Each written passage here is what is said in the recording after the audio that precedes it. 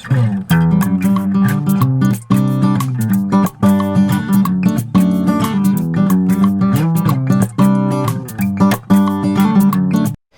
Friends, welcome to mummy's kitchen.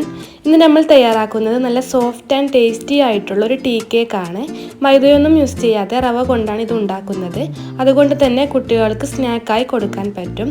നിങ്ങളെല്ലാവരും try ചെയ്ത് നോക്കണം. അപ്പോൾ നമുക്ക് നേരെ റെസിപ്പിയിലോട്ട് പോകാം.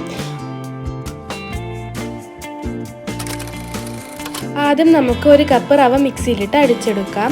250 ml കപ്പിലാണ് റവ എടുത്തത്. വറുക്കാത്ത റവയാണിത്. ഇത് നന്നായി പൊടിച്ചെടുക്കാം. നന്നായി പൊടിച്ചെടുത്തിട്ടുണ്ട്.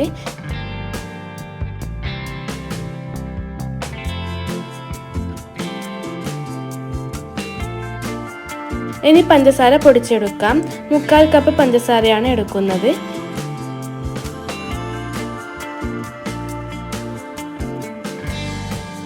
ഇത് നമുക്ക് മാറ്റിവെക്കാം. ഇനി ജാറിലേക്ക് 4 മുട്ട പൊട്ടിച്ചൊഴിക്കാം. ഇതൊന്ന് അടിച്ചെടുക്കാം. ഫ്ലേവറിന് വേണ്ടി 1/2 ടീസ്പൂൺ വാനില എസൻസ് ചേർക്കുന്നുണ്ട്. ഒന്നുകൂടെ അടിച്ചെടുക്കാം. ഇനി ഇതിലേക്ക് 1/2 കപ്പ് സൺഫ്ലവർ ഓയിൽ ചേർക്കാം. പൊടിച്ച പഞ്ചസാരയുടെ പകുതി ചേർക്കാം. ഒരു നുള്ളു ഉപ്പും കൂടി ചേർത്ത് നന്നായി അടിച്ചെടുക്കാം. അടിച്ചെടുത്തിട്ടുണ്ട്. ഇനി ഇതിലേക്ക് ബാക്കിയുള്ള പഞ്ചസാര ഫുള്ളായി ചേർക്കാം. നന്നായി അടിച്ചെടുക്കാം. നന്നായി അടിച്ചെടുത്തിട്ടുണ്ട്. ഇനി ഇതിലേക്ക് പൊടിച്ചെടുത്ത റവ ചേർത്ത് കൊടുക്കാം. അതും കൂടി അടിച്ചെടുക്കാം. ജസ്റ്റ് ഒന്ന് അടിച്ചാൽ മതിയാവും.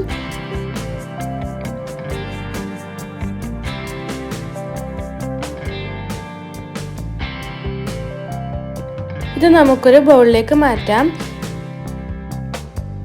ഇത് അടച്ചു വെച്ച് 2 മണിക്കൂർ റെസ്റ്റിന് വെക്കാം. 2 മണിക്കൂർ ആയിട്ടുണ്ട്. നമുക്കിത് തുറന്ന് നോക്കാം. ബാറ്റർ നല്ല പ്ലഫി ആയി വന്നിട്ടുണ്ട്.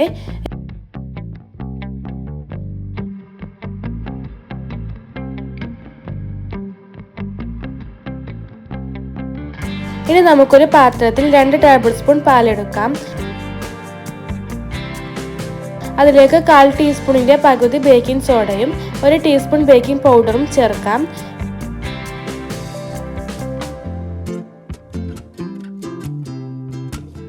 ഇപ്പോൾ നന്നായി പതഞ്ഞു വരും. ഇത് പതയോട് കൂടി തന്നെ കേക്കിന്റെ മിക്സിലേക്ക് ചേർത്ത് കൊടുക്കാം.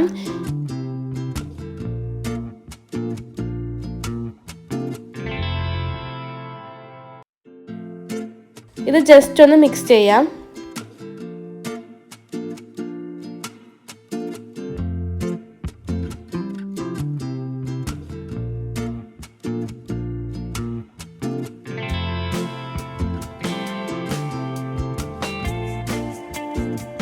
അപ്പോൾ നമ്മുടെ ബാറ്റർ റെഡി ആയിട്ടുണ്ട്. ഇനി ഫ്ലെയിം ഓണാക്കി ഒരു പാൻ വെച്ച് കൊടുക്കാം. പാനിൻ്റെ എല്ലാ സൈഡിലും ഓയിൽ സ്പ്രെഡ് ചെയ്യണം. ഇതിലേക്ക് ഒരു ബാറ്റർ ഒഴിച്ചു കൊടുക്കാം.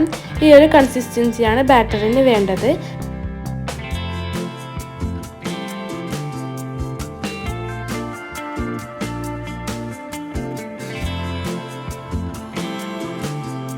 ഡെക്കറേഷന് വേണ്ടി നട്ട്സ് പൊടിച്ചത് ചേർക്കാം.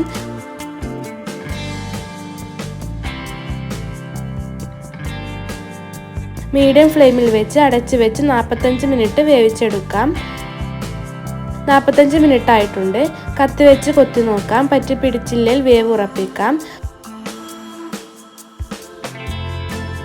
അപ്പോൾ നമ്മുടെ അടിപൊളി ടേസ്റ്റി ആയിട്ടുള്ള റവ കേക്ക് റെഡി ആയിട്ടുണ്ട്. നിങ്ങളെല്ലാവരും ട്രൈ ചെയ്ത് നോക്കി ഫീഡ്ബാക്ക് കമൻറ്റായി അറിയിക്കണം. നല്ല റെസിപ്പിയുമായി വീണ്ടും കാണാം. Thank you for watching.